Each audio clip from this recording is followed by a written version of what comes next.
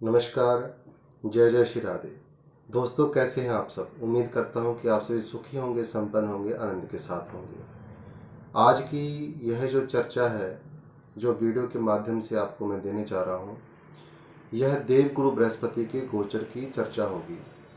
क्योंकि हर 12 साल बाद देवगुरु बृहस्पति रिपीट होकर के उसी राशि में फिर से आते हैं।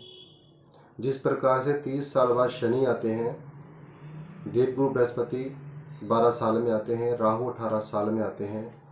तो आज अपनी वर्तमान राशि जो मंगल की राशि यानी मेष राशि है, वहाँ पर से निकल करके मई 2024 में देवगुरु बृहस्पति अपने शत्रु राशि शुक्र, जो कि दैत्य गुरु शुक्राचार्य हैं, उनकी राशि में जाकर के विराजमान हो जाएंगे। पूरा वर्ष भर जो है यहाँ के हिसाब से देवगुरु बृहस्पति आपको परिणाम देंगे। तो आज की जो यह चर्चा है, यह वृष राशि की चर्चा होगी कि वृष राशि के जीवन में क्या क्या उतार चढ़ाव होने वाले हैं, क्या अच्छा होने वाला है जॉब के लिए, व्यापार के लिए, या अन्य जो भी हमारे जीवनचर्या है जिसके साथ व्यक्ति जीता है, उसमें क्या क्या सुधार होंगे या क्या नुकसान हो सकता है। वैसे देवगुरु बृहस्पति ये मान के चलें, खराब तभी करते हैं जब इनके साथ कोई पापी ग्रह बैठ जाए, कोई राहु बैठ जाए या केतु बैठ जाए या कोई और ग्रह बैठ जाए, जिससे यह अपने रिजल्ट को, अपने परिणाम को देने में असमर्थ हो जाते हैं। तो जैसे कि पूरे एक साल पीछे देखा जाए तो यह मेष राशि में आए थे और मई 2024 में यह अब अपने दैत्य गुरु शुक्राचार्य की राशि में विराजमान हो जाएंगे। और वृष राशि वालों को क्या क्या इसके परिणाम मिलेंगे, इसी बात की चर्चा आज होगी इसी वीडियो के माध्यम से। तो नमस्कार, मैं हूं एस्ट्रोलॉजर आशीष शर्मा। मेरे इस यूट्यूब चैनल एस्ट्रो22 ऑकल्ट में आप सभी का हार्दिक अभिनंदन है, स्वागत है। आशा करता हूं कि आप सभी सुखी होंगे और इसी मंगल कामना के साथ इस चर्चा को शुरू करने जा रहा हूं। तो यह प्रेडिक्शन, यह गोचर का फल जो मैं बताने जा रहा हूं, जिनका भी जन्म कुंडली में 2 नंबर सबसे पहले लिखा हुआ है लगन में, उनके लिए है। यानी जिनकी लगन कुंडली में 2 नंबर है, यानी वृष लगन है, या फिर राशि वृष बनती है, चंद्र राशि, या फिर नाम राशि भी वृष बनती है, तो वह लोग, वह दर्शक इस वीडियो को देख सकते हैं। आपके लिए ही यह वीडियो आज बनाई गई है। तो शुरू करते हैं आज की यह विशेष चर्चा, जो कि पूरा वर्ष भर देवगुरु बृहस्पति अब वृष राशि में ही गोचर करेंगे, अलग अलग नक्षत्रों से होकर के। तो इस समय वर्तमान में देवगुरु बृहस्पति 12वें भाव में स्थित हैं, वृष राशि में। 12वां भाव एक भय का भी होता है, नुकसान का होता है। कोई अचानक से विपत्ति आ जाए, वहां पर नुकसान हो जाना। अब उस भाव से निकल करके बृहस्पति आपके लगन में आ जाएंगे। लगन क्या है? सबसे पहले आपको यह समझना पड़ेगा लगन है क्या। लगन आप स्वयं हैं, जिसकी कुंडली होती है, आपका शरीर है, आपका व्यक्तित्व है। तो ये मान के चलें, जब यह देवगुरु बृहस्पति लगन में आते हैं, वृष राशि में आते हैं, और काल पुरुष कुंडली के हिसाब से यह सूर्य का घर माना जाता है और मंगल का, दोनों का कॉम्बिनेशन है। यानी 50% सूर्य का, 50% मंगल का, लाल किताब और वैदिक ज्योतिष के अनुसार। अब जब प्रथम भाव में देवगुरु बृहस्पति गोचर करेंगे मई से पूरा एक साल तक, तो क्या रिजल्ट आपको देंगे? ये आपके व्यक्तित्व को निखार देंगे, क्योंकि शुक्र की राशि में है। शुक्र क्या है? एक सुंदर प्लैनेट है, दैत्य गुरु शुक्राचार्य, जो कि लक्ष्मी प्रदान करते हैं, वैभव प्रदान करते हैं, लग्जरी प्रदान करते हैं, शुक्रदेव। और उन्हीं के घर में जाकर के देवगुरु बृहस्पति, जो कि व्यापार के मालिक हैं, विवाह का जो संबंध होता है उसके मालिक हैं, विवाह के आगे के जीवन के मालिक हैं, जो पति और पत्नी में एक मधुर संबंध होता है, उसके कारक देवगुरु बृहस्पति हैं। तो दोनों ही देखा जाए तो कहीं ना कहीं एक ही तकड़ी के दो तराजू, एक ही तराजू के दो पहलू हैं, शुक्र और गुरु। हालांकि इनमें एक दूसरे के प्रति क्रोध है, या हम ये कह सकते शत्रु भाव है, लेकिन यह इनका जो रिजल्ट होता है, इनका जो परिणाम होता है, लगभग एक जैसा ही होता है। एक दूसरे के बिना ये अधूरे हैं। अब जब देवगुरु बृहस्पति शुक्र की राशि में जाएंगे, पहले भाव में आपके विराजमान हो जाएंगे, तो यह कहाँ के मालिक हैं यह भी जानना बहुत जरूरी है। तो वृष लग्न वालों, वृष राशि वालों, यह आपके अष्टम और एकादश भाव के मालिक हैं। वहाँ के मालिक आकर के लगन में बैठ जाएंगे मई से, आपके व्यक्तित्व को निखार देंगे।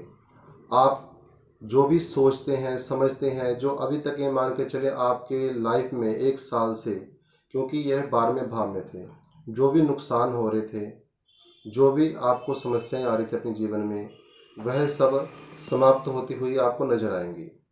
क्योंकि प्रथम भाव बहुत ही अच्छा होता है, लगन बहुत ही अच्छा माना जाता है।